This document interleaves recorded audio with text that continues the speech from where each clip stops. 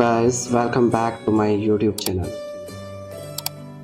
दोस्तों, आज की इस वीडियो में हम जानेंगे कि अच्छे लोगों के साथ हमेशा बुरा क्यों होता है। आपने महसूस किया होगा कि जो लोग अच्छे कर्म करते हैं वो परेशान रहते हैं, वहीं जो बुरे कर्म करते हैं वो खुशी से रहते हैं। अच्छे कर्म करने वाले परेशान होते हैं कि आखिर उन्हें इतनी परीक्षा क्यों देनी पड़ रही है, जबकि जो अधर्म की राह में हैं वो खुश हैं और जिंदगी का लुत्फ उठा रहे हैं। अगर आपके मन में भी ये सवाल आया है तो आज हम आपको इस सवाल का जवाब देंगे। ये जवाब वो है जो भगवत गीता में लिखा है और श्री कृष्ण भगवान ने अर्जुन को दिया था। भगवत गीता में वर्णित कथा के अनुसार जब भी अर्जुन के मन में कोई दुविधा होती थी तो वो श्री कृष्ण के पास पहुंच जाते थे। एक बार की बात है, अर्जुन भगवान श्री कृष्ण के समीप आकर कहते हैं कि वो दुविधा में है और इसका जवाब वो श्री कृष्ण भगवान से चाहते हैं। तब श्री कृष्ण भगवान ने पूछा कि क्या सवाल है। अर्जुन ने कहा, मुझे ये जानना है कि अच्छे लोगों के साथ हमेशा बुरा ही क्यों होता है, वहीं बुरे लोग खुशहाल दिखते हैं।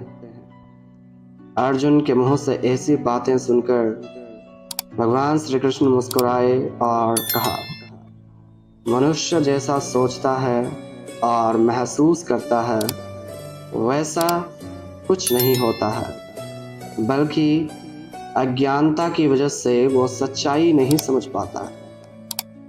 अर्जुन उनकी ये बात समझ नहीं पाए। इसके बाद भगवान श्री कृष्ण ने क्या कहा, चलो आगे ये जानते हैं। भगवान श्री कृष्ण ने अर्जुन से कहा कि हे पार्थ, मैं तुम्हें एक कथा सुनाता हूँ। उसे सुनकर तुम समझ जाओगे कि हर प्राणी को उसके कर्म के हिसाब से ही फल मिलता है। प्रकृति हर किसी को अपनी राह चुनने का मौका देती है। अब वो मनुष्य की इच्छा पर निर्भर करता है कि उसे धर्म की राह चुननी है या अधर्म की। कथा शुरू करते हुए भगवान श्री कृष्ण ने कहा, एक नगर में दो पुरुष रहा करते थे। एक पुरुष व्यापारी था जिसके जीवन में धर्म की बहुत महत्ता थी। वह पूजा पाठ में यकीन रखता था। वह हर रोज मंदिर जाता था और दान धर्म भी करता था और हर रोज भगवान की पूजा करता था। वहीं दूसरा पुरुष बिल्कुल विपरीत था। वह हर रोज मंदिर तो जाता था, लेकिन पूजा करने नहीं बल्कि मंदिर के बाहर से जूते चप्पल चुराने। उसे दान और धर्म से कोई लेना देना नहीं था। समय बीतता गया और एक दिन बहुत जोर की बारिश हो रही थी। इस वजह से मंदिर में पुजारी के अलावा कोई नहीं था। ये बात जब दूसरे पुरुष को पता चली तो उसने कहा कि यह सही मौका है मंदिर का धन चुराने का। पंडित से नजर बचाकर उसने मंदिर का सारा धन चुरा दिया। उसी समय धर्म कर्म में विश्वास रखने वाला व्यक्ति भी मंदिर में पहुंचा।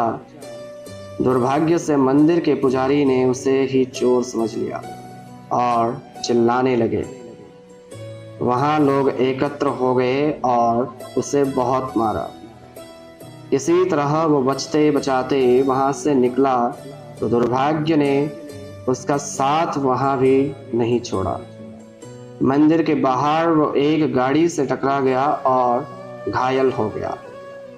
फिर वो व्यापारी लंगड़ाते हुए घर जाने लगा। रास्ते में उसकी मुलाकात उस पुरुष से हुई जिसने मंदिर से धन चुराया था।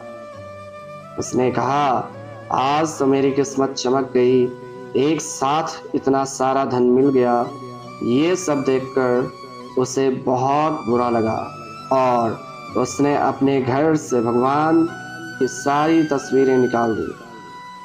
कुछ सालों बाद दोनों पुरुषों की मृत्यु हो गई। मरने के बाद जब दोनों यमराज की सभा में पहुंचे और भले पुरुष ने दूसरे व्यक्ति को देखा तो उसे बहुत गुस्सा आया।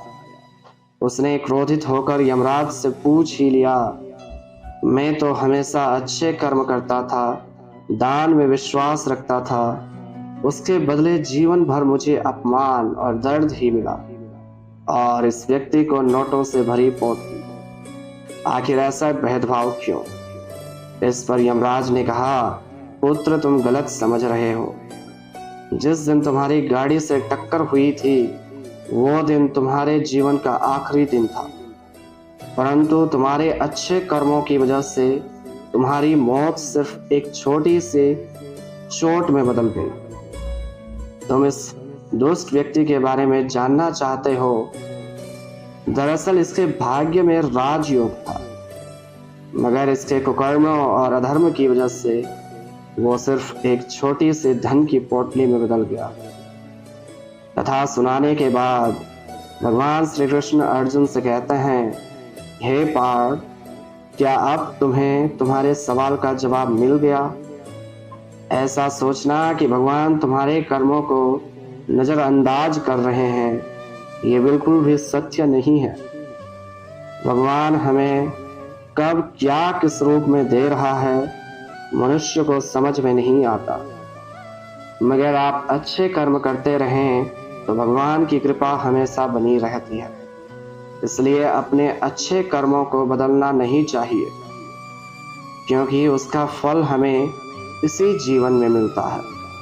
इसलिए मनुष्य का फर्ज है कि वो हमेशा अच्छे कर्म करते रहें, क्योंकि श्री कृष्ण भगवान ने गीता में भी बताया है कि किसी के द्वारा किया गया कर्म बेकार नहीं जाता है, चाहे वो अच्छा हो या फिर बुरा। जय श्री कृष्ण।